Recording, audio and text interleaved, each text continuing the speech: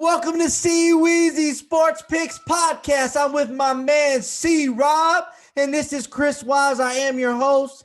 This is a Thursday night recap of the Los Angeles Chargers and the Las Vegas Raiders. C Rob, how you doing this morning? Doing great, man. Fired up. How are you?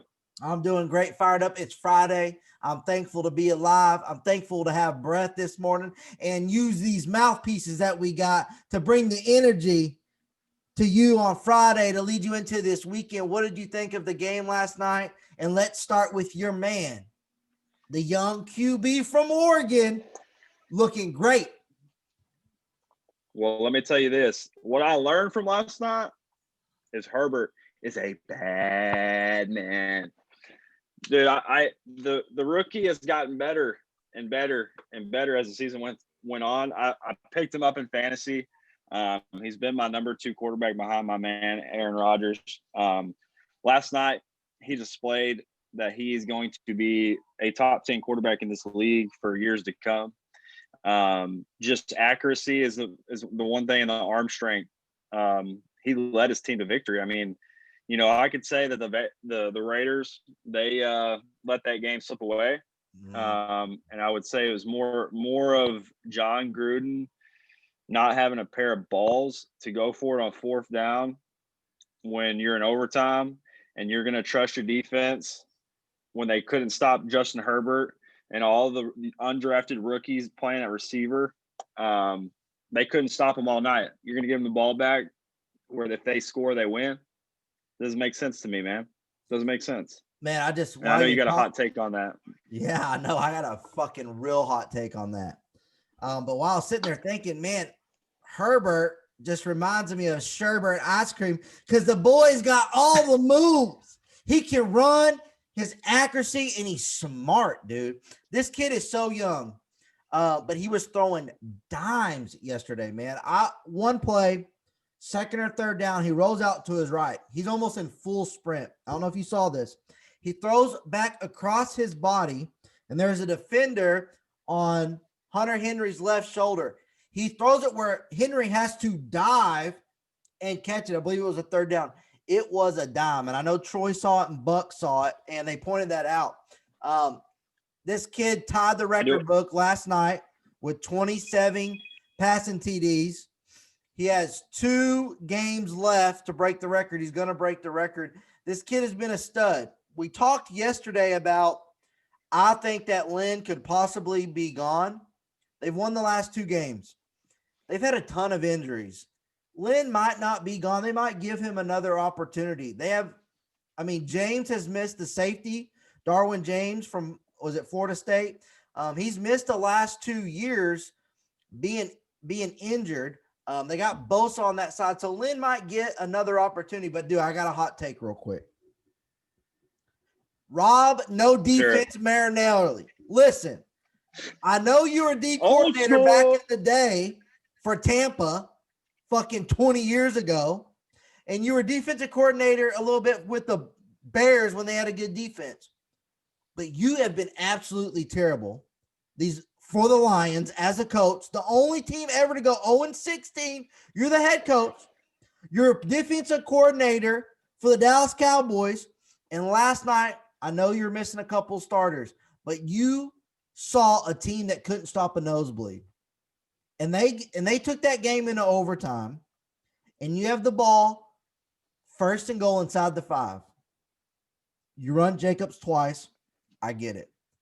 They come out on 3rd down. And they run a 3 tight end formation with a fullback and a running back. They're like on the 2 or 3. I'm like, okay, surely they're going to run it if they're running this kind of formation. You motion your best player out in the flat and you run a bootleg to throw it to your fucking fullback. Your fullback. Marcus Mariota is running all over them. You got Nelson, you got Waller balling, and you don't spread them out. And if you throw a 3rd and goal to your fullback and you ain't stopped that defense or you ain't stopped that offense with your defense all night, and you ain't got a pair of cojones to go for it to win the game? That is why you're 1-4 in your last 5. You started out 6-3, very promising, and now Gruden and the Raiders. Listen, this is about to be the 3rd year, John, out of your 10-year contract. You're going to be watching the playoffs from home. I couldn't believe it. They were playing for a tie. You go for it, and you either win the game or you force them to drive down and kick a field goal. You haven't stopped them all night. You played for a tie last night, and I just could not believe that play call on 3rd down. I will recap before I let you have the floor here real quick. I was about to go in. We went 3-2 on our free picks for you guys last night. Waller hit, monstrous game. We had Jacobs hit. He had a pretty good game. He had 76 yards rushing, and the overhit on that last play. We missed on Nelson. He had 49 yards. I think the player prop was 53.5, something like that. So we missed it by 4 yards, was really close. And we did have the Raiders -3 and money line. Now, these are just our free picks that we give out to you guys. But we'll just duly noted we went 3-2. And I believe we were on the right side. The Raiders should have won that game. They had a terrible play call on 3rd and goal. Go ahead, see Rob, what we got. So, look, before anything, there's 3 plays that I would have ran besides running a bootleg to the fullback. You know, I can't hate on fullbacks. I played fullback. I was more of an H-back type, so I was the one going out in the flat. But you know what? I got hands. This guy, I don't even know who he is, and he don't have hands. All right? Look, number 1, it's 4th and goal on the 2-yard line, okay? You don't make it on 4th and goal. You put a rookie quarterback, making him go on 98 yards to score a touchdown. They could kick a field goal and win after that. But I would like those odds where they have to think about what they're running on the 2-yard line. You know, you could win on a safety. Like, bring all out blitz for all I care. 100%. You know, but either way, you're there. You get them at the 2-yard line. Okay, that's the first thing. That's before anything. John Gruden, you're an idiot. Like, why kick a field goal and give it back to him? That doesn't make any sense. He hadn't stopped him all damn night. Like, literally, dude. I'm not gonna use it as an excuse, but they had their whole secondary was out last night. The Raiders on defense, and it was very evident. I don't know if you noticed, but there was a bunch of pass interference last night, and there was a bunch of missed tackles. They were playing an inside out coverage, so they're basically the cornerbacks got everything to the outside, and they had their safeties kind of drop down probably 10 yards from the line of scrimmage. And they got everything on the inside. It didn't even matter that they were playing that coverage. They would run an in route, and the guy would go right in front of the safeties, and then drop right in. All right, so back to the goal line. The goal line. You're on 3rd down. Doesn't matter what down it is, 3rd or 4th down. Okay, you haven't thrown a jump ball to Waller. Okay, that's money. Waller's like 6'8". He's a big target. They don't have nobody that can cover him. It was evident all night long. That's one play. And then if you remember on one of the drives in the 4th quarter, they throw a swing pass to Josh Jacobs in the open field, and he gave him a Chris Bourbon. I did. I saw that. It was nice. Put him on skates. Why not line up in the I formation when you're on one side of the field and run a halfback toss, let Josh Jacobs do his thing, win the game for you, go home happy, hit the damn casinos, all that stuff.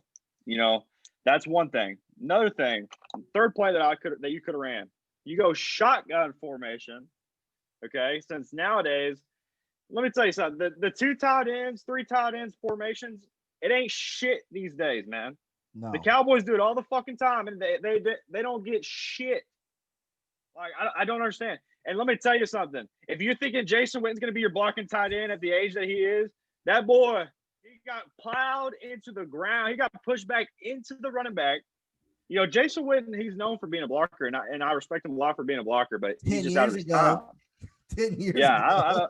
I don't know what's going on with Jason Witten up in his head, but, like, I don't know why you would want to play football when you're like, Hey, did you just see the one play where he was kind of blocking? He wanted to turn him in. He wanted Jacobs to kind of run behind him, and he's not moving the defensive end any. That defensive end picked his ass up, bro, and shoved him into Jacobs. I'm like, damn, Witten, come on now. Flipped him over Jacobs. I was like, my God. But anyways, so the tight end formations, throw it out, okay? Especially with Jason Witten as winning tight ends. But the third play, I would go shotgun formation, and I would run a stretch play where it's a quarterback read option. They did not stop that all night long. Like Mariota, it didn't even matter. It didn't even matter if the defensive end stayed home. It didn't even matter. Because he would run around. Let me give you the stat. Marcus Mariota had 9 rushes for 88 yards and averaged 9.8 yards per rush. Run a RPO, or you ran Jacobs twice, right up the poop chute, right up the middle where everyone is. You didn't run off the tackle. You didn't run a stretch play. You didn't bounce them. And if you're going to do that, dude, run it all fucking 4 times, but do not do a 3 tight end formation and motion Jacobs out and then run a bootleg to your fullback. I'm curious to how many catches that fullback has on the season and in his career. I'm serious. So this shit, when I watch this, it baffles me. They get too cute. It's like these guys are so great going from 20 to 20, and they get inside the red zone and they just overthink everything. I couldn't believe it. Crazy call last night. Raiders should have won. If I'm a Raiders fan, or if I was betting the Raiders last night, I'd be absolutely furious this morning. I couldn't believe it. But what a game. I mean, what I took away from this mainly is a couple things. Is the Raiders need a lot of help on defense. Marcus Mariota played very well as a backup. And kind of put himself out there to maybe go somewhere next year and compete somewhere. Maybe a team that drafts a young QB and they bring him in, kind of like Titans brought in Tannehill last year, to where if someone goes down or you play well in the 2 preseason games, I think you'll be 2 and not 4. You give yourself a chance to kind of be that bridge quarterback, right? You're the Ryan Fitzpatrick to the Tua. So I think Marcus played great. I didn't think the offense really played any different once Carr got out. Quick shout out, and I know you played both of these people last night in your fantasy. If you played against Derek Carr or Keenan Allen last night, the fantasy football gods were on your side. And my man right here is trying to get in the championship, in a big money league that we play in, and take down his first title. Played against Derek Carr and Keenan Allen. So how do you feel right now going into the weekend, playing against those 2 guys? What'd they put up against you? Like 3 points, 3.5? 3.72. Woo! You feel pretty good about getting in your first ship in the big money league, or what? So I mean, I do feel good. I'm not gonna sit here and make any predictions or say anything, because anything can happen. You don't want to say that to your opponent? Not yet. Not to beat that door down, boy. Beat that door down, bro. Beat it down. Just like you were beating it down 2 years ago, Zig. Fucking Twitter that shit. Fucking every year you win MVP, whatever you won MVP. Fucking, it was a Wednesday. After Monday is when we figured out that you're MVP. On Wednesday, you're fucking calling me, where's the money at? Where's the money at? Breaking down my door. You want to talk shit to me? Come say it to my face, bro. All right, real talk. Let's get back to fantasy. Zig, we're fucking with you, but my boy, he's gonna win the championship. I'm calling it right now. I want it Corey versus Joe championship in the Elite League. But real quick, I mean, I know you feel well. I know you feel good. We don't wish injuries upon anyone, but man, fantasy gods were on your side last night. Congratulations. I think you're probably going to take it home and get there in the ship. At least going to take first or second in a money league. Congratulations. Thanks, man. Well, I mean, I can't really say anything yet because I haven't won yet, but I'll say that whenever I win. Absolutely. I don't want that bad juju around here. Right. You better knock on some wood. Knock on some wood. Man, what a game though last night. Yeah. It was a great game. Honestly, the last two primetime games have been very good games. The Chargers, they played pretty good. Honestly, another thing that I saw last night too is Joey Bosa, man. He is the real deal.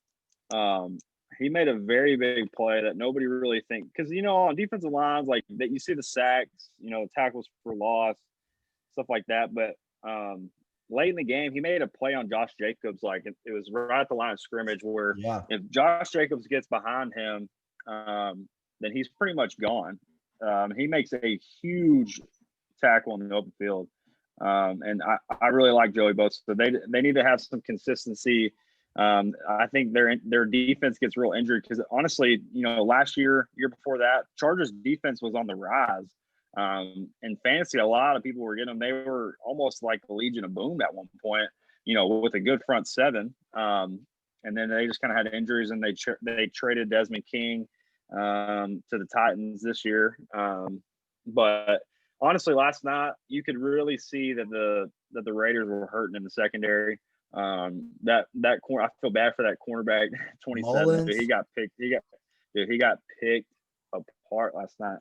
And some of them, I think there was one of them that was an offensive PI, but they don't really get called in the NFL. So I honestly, last night too, it was pretty crazy. They had the double foul. Haven't seen that in a while, where you get a pass interference call that's together with a personal foul. And so he grabbed the face mask, which wasn't pass interference. So from a spot of the foul, which is the PI, which is 12 yards down the field, plus another 15 yards, which that's a 27-yard penalty. That was pretty big. They're backed up to about 10. I think it was like the 10 or 15-yard line. They ended up being like right almost to the 40, or a little after the 40, probably midfield. But yeah, man, it was a good game last night. Another thing that I saw too, is that Marcus Mariota had a couple of opportunities to make big runs, and I feel like he missed out on them. One of them, Waller wasn't, going full speed ahead. Yeah. And kind of bumped back into him. And then another one, I just feel like if he makes one cut, as a running back and as a ball carrier, what you want to do is you want to make one cut and get north and south. And honestly, I mean, I don't think that he really did that very well last night. I think he made some good runs. He made some big plays with his legs, getting some first downs.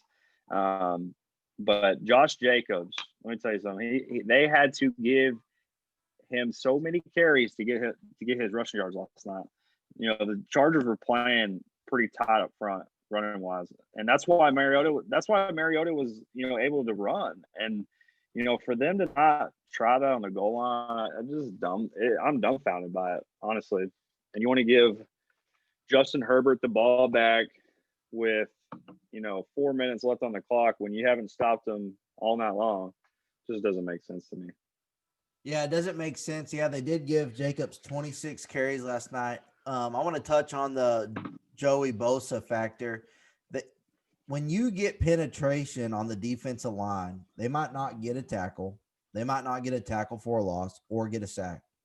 But what they create is an opportunity for their teammates and those linebackers or other D linemen to make a play. And now there's not a stat out there for them for this. And it does go unnoticed if you don't really watch the game the way that we watch the game. And that's something we talked about, how we want to kind of incorporate. And if any of our followers or anyone that we know of an app or anything that we'd be able to get, I know there's coaches film out there, but we want to break down some of these plays and kind of go in depth on what we're seeing on some of this. I watch these games, and I know Corey watches these games on a different level. Not only that we played in high school and you played some college ball, but when you're betting and you're playing fantasy and you just love it and you're passionate about it, the coverages, the offensive schemes, it's more in depth. I can't stand watching a game with people that really don't know football.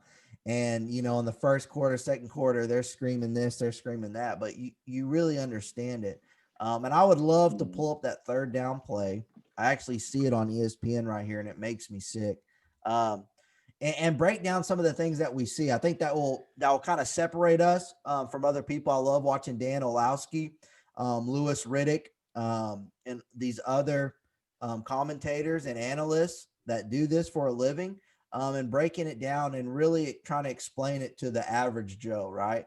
And watching that game there were some moments.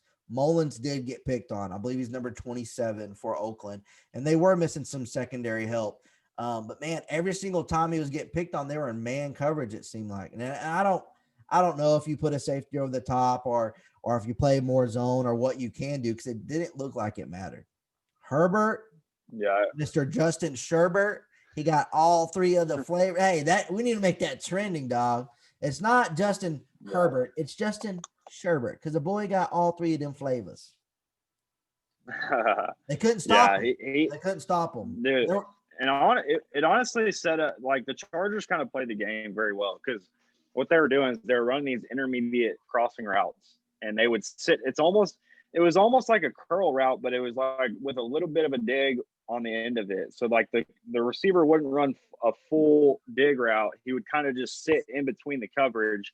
And what they were running, they were trying to defend him. They were playing man on the outside, and then everything from the outside was the cornerback's responsibility, and then everything on the inside, the safeties dropped down. Yeah. And so what they did is they couldn't stop it. If they could stop that from the inside routes with their safeties, it might have been a different story, but they couldn't stop it.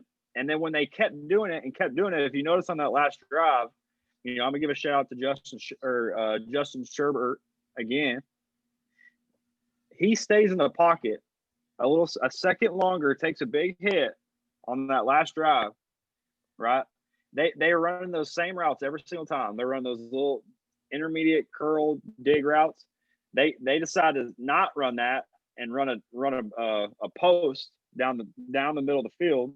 Well, it's kind of like on the hash, but Herbert Yeah. stays in the pocket. A second longer than usual. Takes a big hit, delivers a strike, goes down the 2-yard line. They win the game. Justin Herbert, that's poise in the pocket. That's what you call poise in the pocket, not folding whenever pressure's getting on you. And a lot of rookie quarterbacks don't have that.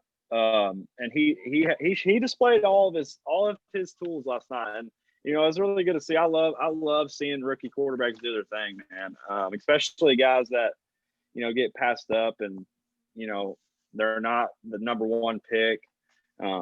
Stuff like that. Like Justin Herbert, honestly, I'm not gonna lie. When he came in the league and he got drafted, I didn't really think that he was gonna be much. And he was drafted 6th overall. And I'm sorry, Justin Herbert or Sherbert, whatever your name is, for thinking that. But I think you're gonna be a good quarterback in this league. And I think I like that division, man, with Kansas City, Oakland on the rise. Broncos. Yeah. Broncos. Dude, the Broncos, honestly, the year that they drafted, I can't remember. No, it was the year before that, but they were gonna draft in 2018. I was thinking that they were gonna draft Josh Allen. That's where everybody said that Josh Allen was gonna go. He ended up going to like number 10 to the Bills. They took Bradley Chubb, generational defensive end. He's a great player, but you already have Von Miller on that side, and you also have Shane Ray from Missouri. He hasn't been performing as well, but your defense is pretty solid. You don't have a quarterback, and you don't draft Josh Allen. That probably hurts now. Real quick, I'm looking at the stats from last night, and this just really just makes me more mad. Last night, the Las Vegas Sinners, they were 4 for 4 on 4th down last night. So you're Wow. fourth and go on the 2. You've already got all 4 of your 4 downs, and you don't go for it. And this is how close games are, right? The Chargers were 7-12 on 3rd down. There were so many 3rd downs that they were 3rd and 8 and more, and they picked them all up. And that's what big time players do. That's what big time quarterbacks do. They deliver strikes. And the Raiders were okay. They were 5 of 13. You know, those two misses that they had on third downs compared to the Chargers, that's the name of the game. There's only 4 total punts in this game last night, 2 by each team. So really just taken back. Hopefully Carr is okay. He can get healthy. His groin's okay, for the sex life for the wife. And then also for the last 2 games of the season, they need a win to get in. What a win by the Chargers to go 5-9, and have a 2-game winning streak. Maybe they're going to be the Miami Dolphins next year. Maybe they can win these last 2, have a 4-game winning streak, carry that into next season. We know that this team is always hit with injuries. They've had a bad luck these last couple 2 or 3 years with injuries. Seems like everyone gets hurt, but I really like what I saw last night from the young buck. They got some great, outstanding defensive players with Bosa, James, also Melvin there too, the other defensive end that got his bag too. He got paid. But any last words that we want to go into before we wrap this up? Just a quick segment. Thursday recap, guys. We hope that you like this. Comment, like, share. If there's something that you want us to talk about, make sure you comment that. Also, too, we want to start involving more people. We're going to bring them in just to talk talk life. We're going to put more content out there first. But if you have any questions or things that you want us to talk about, shoot us a DM. Oh, one last thing before I let you go. If you trying to get me to collab with you, and you want me to wear some products and you're DMing me because you love my swag or you love my juice, send that shit to me and I'll wear it. I'll tag you and I'll put it on our videos. I ain't paying for shit, okay? I ain't paying for nothing. So if you want to DM us and you want us to wear your hat or wear a shirt, we'll do it. But we ain't paying for it. Go ahead, see Rob. What you got to close us out? Some words of wisdom. Words of wisdom. No, it's good to get on here, man. I love doing this. This is something that I'm passionate about. Like C Weezy has said, like, comment, share. We want to do some collabs with different things. We want to kind of mix up this podcast and not make it just strictly about sports. We want to bring positivity into the world. We want to shine light on stuff that's going on, maybe in your community or just kind of around the world. But it's all about positivity, man. We're not here to bash anybody, talking bad about anybody. We're just here to talk sports, talk ball, talk bets, all that stuff. That's our go-to. But we want to make it, a little bit razzle dazzle kind of with the positivity and giving some insight, hearing from other people in different walks of life, different ways of living, stuff like that. You just got to grow every day. And this podcast is going to grow every day. And we can make that promise to you now. But we would love for you to jump on the train. This is C Rob Sports Talk with C Weezy Sports Picks. Hop on the train, hop on the bandwagon before it leaves the station. Hey, I'm telling you right now, I think we're sitting at 550 followers. Hey, I'm challenging you. If you want to support us, let's get that up to 1,000 this weekend. By Sunday, let's get up to 1,000. If we reach 1,000, I'll give out some free merch. I'll give out 2 free shirts, maybe a hoodie and a hat, a C Weezy Sports Pick, if we can get to 1,000. And I'm asking you, friends and family, I'm going to tag C-Raw. We're going to put a shit ton of hashtags on this. We want this to go out. We want people to support us like what we do. Hey, we're a great duo. It's the CNC crew, son. We're cut from a different cloth, son. We bring that energy, baby. And you know what my girl Megan says? You know what she says? Yada, yada, yada, yada, yada, yada, yada, yada. Let's go, son. Oh, Stallion, go, holla baby. at your boy, because you bad, son. Hey, we love it. Peace. Hey, like, share, subscribe, follow us on the YouTube. We appreciate you. Godspeed. Positivity. Sleep is for billionaires.